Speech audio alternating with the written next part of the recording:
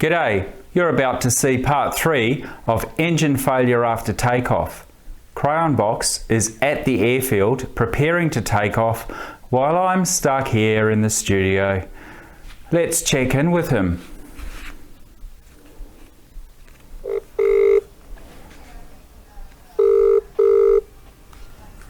Yeah, morning Stuart. Talking about safety, it'll be a little while before I'm flying this morning.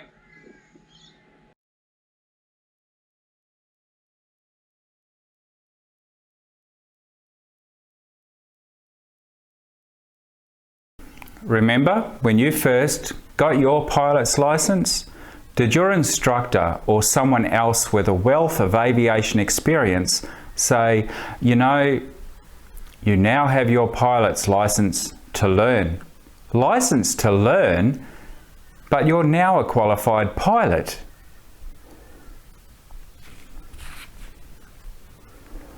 Hey Crayonbox, are you in the air yet? MzeroA traffic, microlight 6340 enters, lines up, rolls 17, left-hand departure to the east. MzeroA traffic. Oh, not quite. Okay, let's watch the takeoff.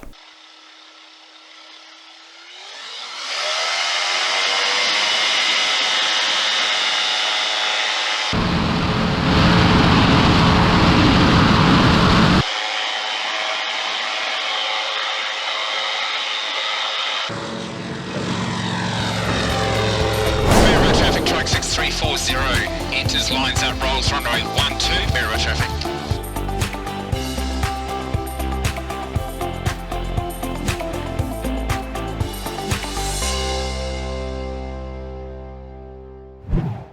To motivate and encourage those who pursue aviation and adventure to fulfill their dreams and live enriched lives. As pilots, we all know there is still a lot to learn, and we are now to go out and fly and learn from experience. Hey CB, have you got anything to add? Yeah, we got up here eventually. Yeah, there's a saying many of us have heard too. You don't know what you don't know. If you have a look on YouTube, there are quite a few videos trying to prove the accuracy of the phrase, the impossible turn. Some do, some don't. So at the end of this video, Crayonbox will give you a couple of questions I hope you as pilots can answer. Please contribute in the comments and I'll analyze them in a follow-up video coming soon. Your contribution is valuable to the safety of myself, yourself, and other pilots. You shouldn't do anything shown or discussed in this series without first consulting a qualified flying instructor. That is so true, CB. Glad you said that. I really wanted to make this video without a script, but I couldn't. This one worried me. I really wanted to make sure I didn't miss out on any of the valuable points, but be as thorough as I have tried to be. I am sure I have still missed something. If you have something to contribute, please add your thoughts and constructive comments below.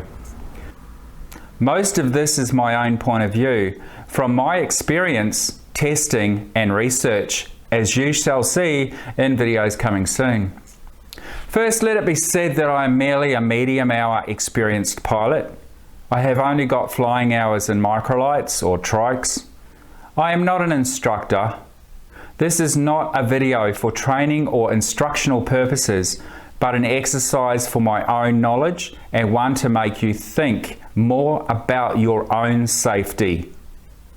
Why bother making yet another video similar to others on the internet? Well, I'm not actually.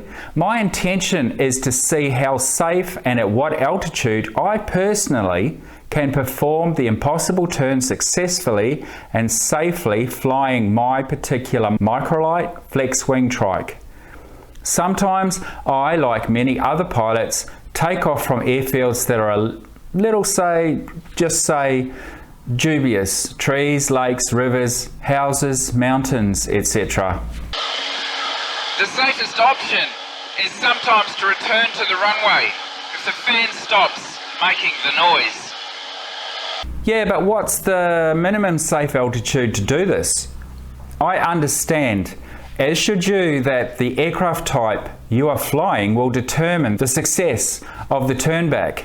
Glider pilots are trained for this in case the ground winch cable breaks on takeoff, or the aircraft cable, which it sometimes does.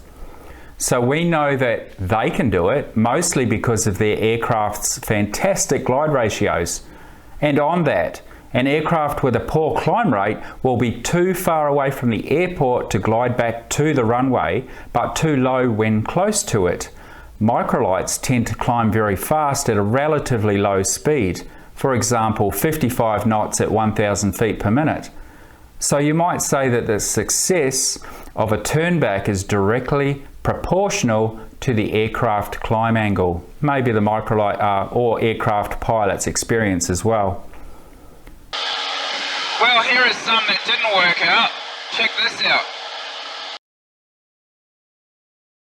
Super tall trees here.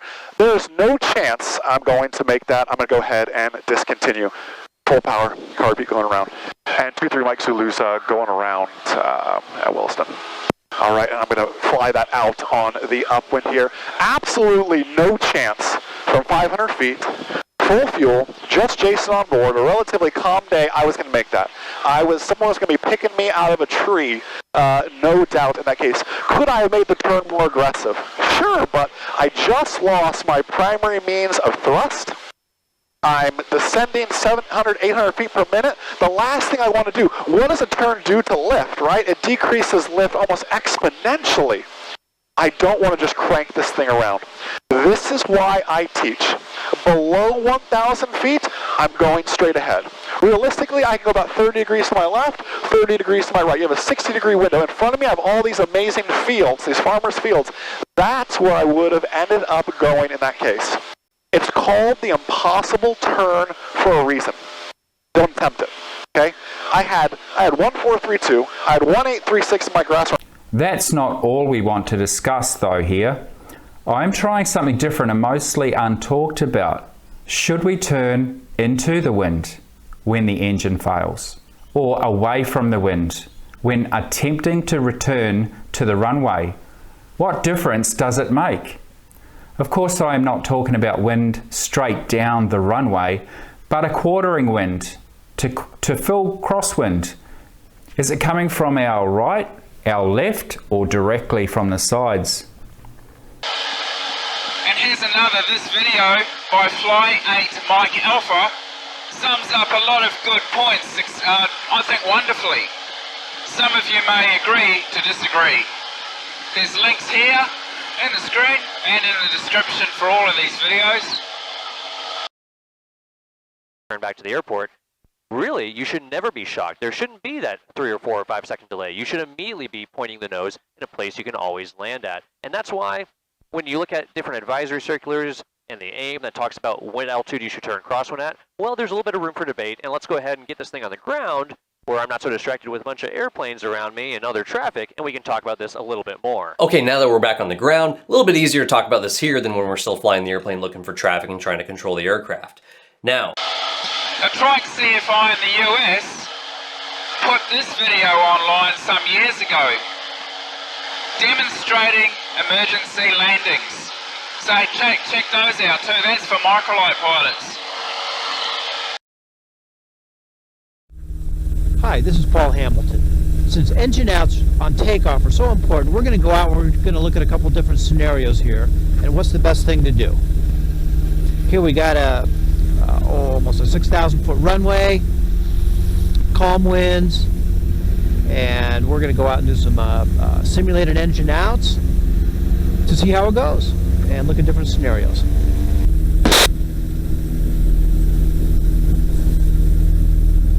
Okay, so here we go.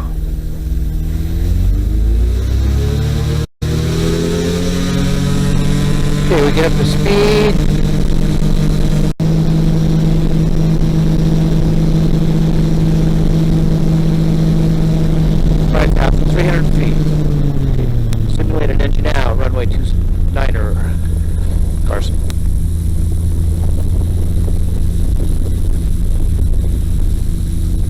300 feet. Are we going to be able to make it back?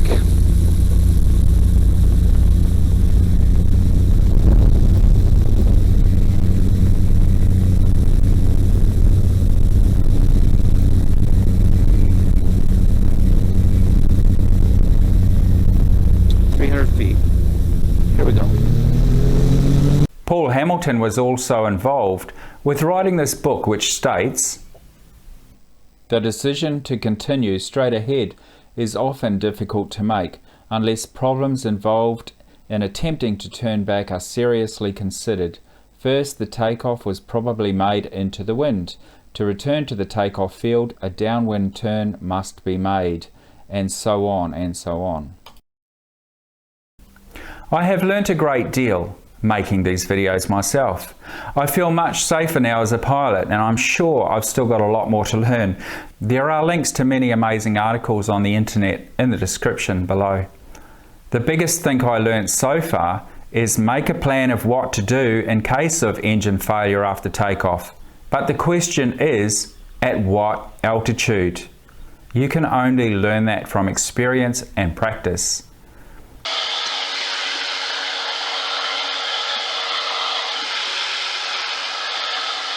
Another helpful tip is to assess unfamiliar airfields from the air on your arrival, or do some preliminary research days or weeks before the flight using online satellite imagery such as Google Maps.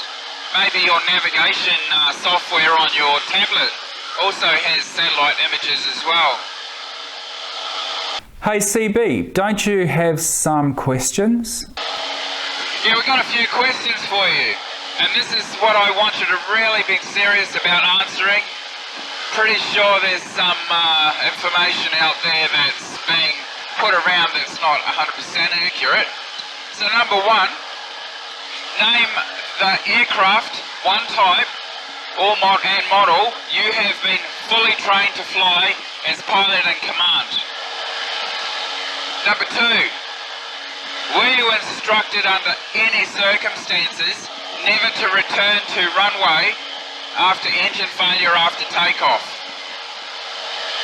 Number three, were you given instructions to turn back to the runway above a particular altitude? Number four, do you ever practice this maneuver? Yes, you'll be able to reread the questions in the description below. So if you didn't quite catch all that, please go to the description, read the questions, put them in the comments, your answers, and we'll analyze those in a later video. And remember to always aviate, navigate, and communicate. All good pilots would know that. Thanks for watching. Back to the studio. And welcome back to the studio again. It all comes down to practice, pilot skills, the aircraft and the weather conditions on the day. Have a plan and know it before you depart terra firma into the blue. Know what to do. In the next episode, only for the purpose of your entertainment, my first attempts before any practice to turn back to land on the runway with engine at idle from 500 feet AGL, returning into the wind and away from the wind, demonstrating the effect of both. Future episodes will feature gliding with engine at idle and with engines stopped. Also short takeoff and landing testing, STOL testing in a microlight. In a future episode, we will analyse the results from the GPS data that I flew the left and right turns for engine failure after takeoff and see how it all worked out, and also look at other ways to approach this rather convoluted, confrontational emergency procedure. Let's all keep learning, help each other out, and fly together safely. Thank you for watching this video.